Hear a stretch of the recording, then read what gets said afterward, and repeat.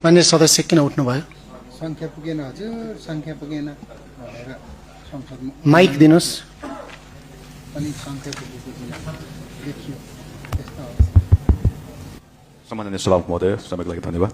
मलाई जिज्ञासा र अर्को पनि सँगैमा सभामुख महोदय मार्फत भन्नुपर्ने कुरा चाहिँ सदनको यो छलफलमा गणपूर्वक संख्या नै नपुगिरहेको अवस्थामा यो प्रस्तावलाई स्वीकार लाने अथवा नलाने भन्ने कुराको यो निर्णय कसरी लिने होला भन्ने कुरा राख्न चाहे। Thank you.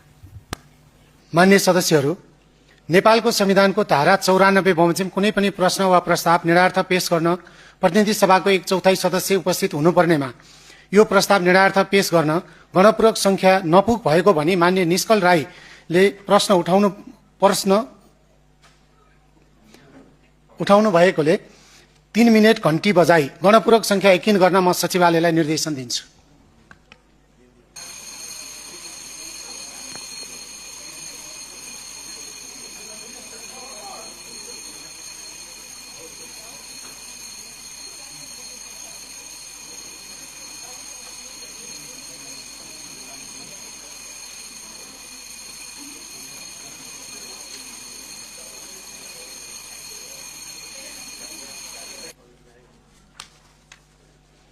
मान्य सदस्यहरू, नेपालको संविधानको धारा 94 बमोजिम कुनै पनि प्रश्न वा प्रस्ताव निर्णार्थ पेश गर्न प्रतिनिधि सभाको 1/4 सदस्य उपस्थित हुनुपर्नेमा 3 मिनेट घण्टी बजाई गणपूर्वक संख्या यकिन गर्दा यो प्रस्ताव निर्णार्थ पेश गर्न गणपूर्वक संख्या 69 हुनुपर्नेमा हाल माननीय सदस्यहरूको संख्या 61 रहेकोले गणपूर्वक संख्या नपुग भएको देखिएकोले यस विधेयकमाथि विचार गरियोस् भन्ने प्रस्तावको निर्णय आगामी बैठकमा हुने बेहोरा जानकारी गराउँछु।